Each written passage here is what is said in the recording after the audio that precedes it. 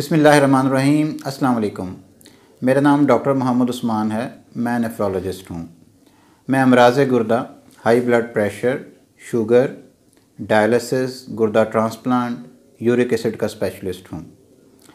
नाज़रीन, दुनिया भर में हाई ब्लड शुगर गुर्दे ख़राब करने की सबसे बड़ी वजह है।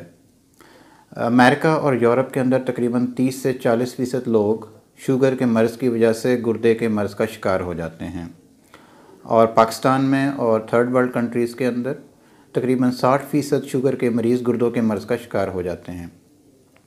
आज हम बात करेंगे कि हाई ब्लड शुगर कैसे गुर्दे ख़राब करती है, इसमें कितना टाइम लगता है, और शुगर के मरीज़ जो हैं वो गुर्दे के मर्ज़ का जब शिकार होते हैं वो कौन कौन सी स्टेजेस या मराहल से गुज़रते हैं, उनको क्या क्या अलामात आती हैं और उनको कैसे उनकी तशख़ीस की जा सकती है।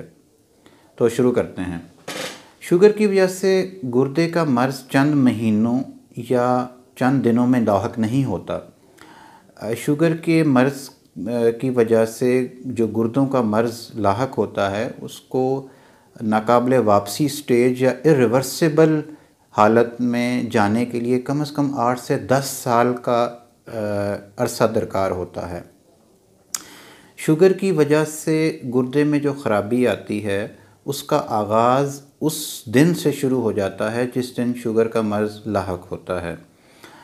सबसे पहली स्टेज में शुगर का जो असरात होते हैं वो मरीज़ के गुर्दे के ऊपर, उसमें गुर्दे के साइज़ में इजाफ़ा होना शुरू हो जाता है, और गुर्दे के अंदर बेशुमार फ़िल्टर होते हैं जिनको हम नेफ्रॉन कहते हैं। एक गुर्दे के अंदर तकरीबन 10 लाख के करीब फ़िल्टर मौजूद होते हैं जिनका काम खून की सफाई करना होता है। तो गुर्दे के जो साइज़ में इजाफ़ा होता है उसकी वजह गुर्दे के अंदर जो फ़िल्टर हैं, छोटे छोटे नेफ्रॉन, उनके साइज़ में इजाफ़ा होना होता है। और ये साइज़ में इजाफ़ा इसलिए होता है कि खून के अंदर जो शुगर की मिक़दार ज़्यादा होती है उसको क्लियर करने के लिए बॉडी जो है वो कंपनसेट करती है अपने आप को। उसको क्लियर करने के लिए, ज़्यादा वर्कलोड को क्लियर करने के लिए गुर्दे के जो अंदर नेफ्रॉन्स होते हैं, फ़िल्टर्स होते हैं, उनके साइज़ में इजाफ़ा होना शुरू हो जाता है ताकि जो खून के अंदर से शुगर और उसकी वजह से पैदा होने वाले जो वेस्ट प्रोडक्ट्स हैं उनको खून से क्लियर किया जा सके। ये जो पहली स्टेज है या पहला मरहला है ये शुगर के मर्ज़ के आगाज़ से लेके पहले 2 साल तक रहता है, और इसके दौरान मरीज़ को बहुत मिनिमल थोड़ी सी अलामात आती हैं। मरीज़ को बहुत ज़्यादा यूरिन आता है, बार बार पेशाब आता है और उसको बहुत ज़्यादा प्यास लगती है। इसके अलावा मरीज़ के गुर्दों के टेस्ट बिल्कुल ठीक होते हैं, उसका पेशाब का टेस्ट भी बिल्कुल नॉर्मल होता है, उसका यूरिया और क्रेटिनिन का टेस्ट बिल्कुल नॉर्मल होता है। हाँ, अलबत्ता अल्ट्रासाउंड पे गुर्दों का साइज़ नॉर्मल से बढ़ जाता है। गुर्दे की शुगर की वजह से गुर्दों पे असरात की सेकंड जो स्टेज है या दूसरा मरहला है वो शुगर के मर्ज़ के लाहक होने से के 2 साल से लेके 5 साल के अरसे के दौरान होता है। इसके दौरान मरीज़ के जो है वो गुर्दे के अंदर जो नेफ्रॉन्स हैं उसकी जो छाननी है उसकी मोटाई में इजाफ़ा होना शुरू हो जाता है। मरीज़ को अलामात बिल्कुल वही होती हैं, ज़्यादा पेशाब आना, ज़्यादा प्यास लगना, और इसकी रिपोर्ट्स भी नॉर्मल होती हैं, लेकिन गुर्दे के अंदर जो फ़िल्टर हैं उसकी साख्त में तब्दीलियाँ आनी शुरू हो जाती हैं। तीसरा मरहला या थर्ड स्टेज शुगर की वजह से गुर्दे मुतासर होने की, उसे stage of micro albumin urea कहते हैं। ये स्टेज शुगर का मर्ज़ लाहक होने के 5 साल से 15 साल के दरमियान में किसी भी जगह पर आ सकती है। एवरेज 10 साल के दौरान के बाद जाकर ये स्टेज आ जाती है। इस स्टेज में गुर्दे के अंदर जो फ़िल्टर है नेफ्रॉन, उसकी जो छाननी है उसमें उसकी मोटाई में 3 से 4 गुना इजाफ़ा हो जाता है, और वो मोटाई इस वजह से होती है कि शुगर की वजह से जो फाजिल मादे हैं वो गुर्दे के अंदर जो डैमेज करते हैं जाके डिपॉज़िट हो जाते हैं, और उसकी वजह से छाननी में इजाफ़ा होना शुरू हो जाता है और छाननी में डैमेज आना शुरू हो जाता है, और गुर्दे का जो फ़िल्टर है उसकी साख्त में तब्दीलियाँ आनी शुरू हो जाती हैं। उसका कुछ पोर्शन जो है वो मुकम्मल डैमेज होना शुरू हो जाता है, उसका जो फ़िल्टर है वो मोटा होना शुरू हो जाता है, उसमें फ़िल्टर करने की जो सलाहियत है वो ख़राब होनी शुरू हो जाती है। इसके नतीजे में खून में से जो ज़रूरी चीज़ें हैं वो पेशाब में आना शुरू हो जाती हैं। उनमें से एक नहायत इम्पॉर्टेंट चीज़ उसे हम एल्ब्यूमिन कहते हैं। नॉर्मली पेशाब के अंदर बहुत थोड़ी मिकदार में एल्ब्यूमिन आती है और वो 30 मिलीग्राम से नीचे होती है। तो माइक्रो एल्ब्यूमिन यूरिया एक ऐसा टेस्ट है जिसमें हम डिटेक्ट कर सकते हैं कि मरीज़ के पेशाब में जो इब्तदाई चेंजेस हैं या प्रोटीन आ रही है, एल्ब्यूमिन आ रही है, वो गुर्दे के जो इब्तदाई डैमेज की वजह से उसको जिसको माइक्रो एल्ब्यूमिन यूरिया कहते हैं, तो वो उसको डिटेक्ट करता है। ये इस मौके पर मरीज़ का ब्लड प्रेशर तेज़ होना शुरू हो जाता है, उसको थोड़ी बहुत सोजें भी आनी शुरू हो जाती हैं पाँव पर या आँखों के नीचे, और जिसको हम पेरी ऑर्बिटल पफिनेस कहते हैं।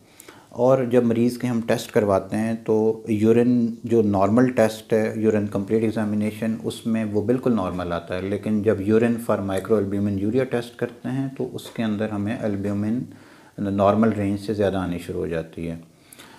अच्छा, अभी तक जितनी भी स्टेजेस थी, यानी कि पहली स्टेज जिसमें गुर्दे का फ़िल्टर जो है वो बड़ा हो जाता है, दूसरी स्टेज जिसमें गुर्दे की फ़िल्टर की छाननी मोटी होती है, और तीसरी स्टेज थी माइक्रो एल्ब्यूमिन यूरिया।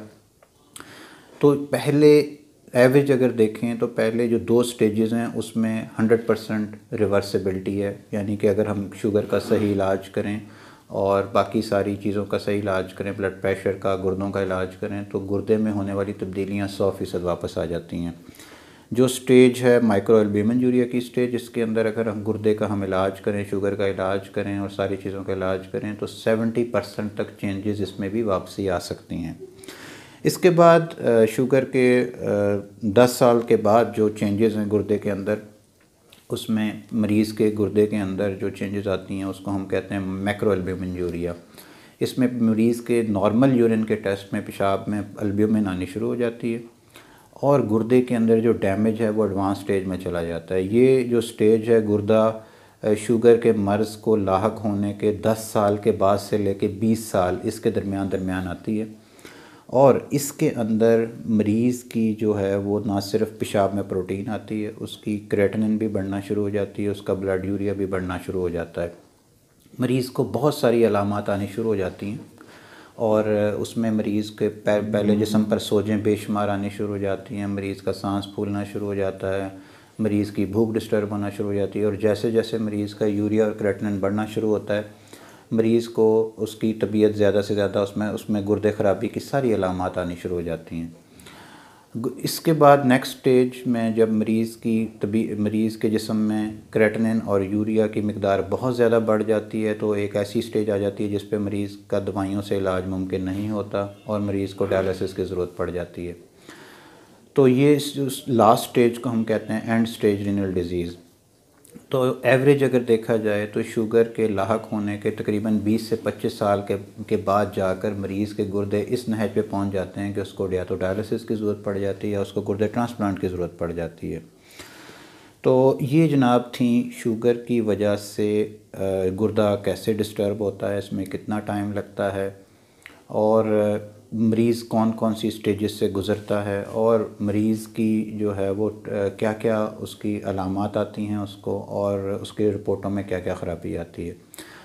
तो इस सारी गुफ्तगू का जो नतीजा ये है कि जो पहले 5 से लेके 10 साल हैं, अगर इस दौरान मरीज़ की शुगर का, उसकी ब्लड प्रेशर का, उसके गुर्दों का अगर सही तरीके से इलाज किया जाए, नेफ्रोलॉजिस्ट से मिला जाए, तो ना सिर्फ ये कि शुगर की वजह से गुर्दों की ख़राबी से बचा जा सकता है बल्कि शुगर की वजह से होने वाली तमाम पेचीदगियों से बचा जा सकता है। तो जनाब ये थी हमारी आज की वीडियो। उम्मीद है कि आपको इससे बहुत मुफीद मालूमात हासिल हुई होंगी। बहुत शुक्रिया।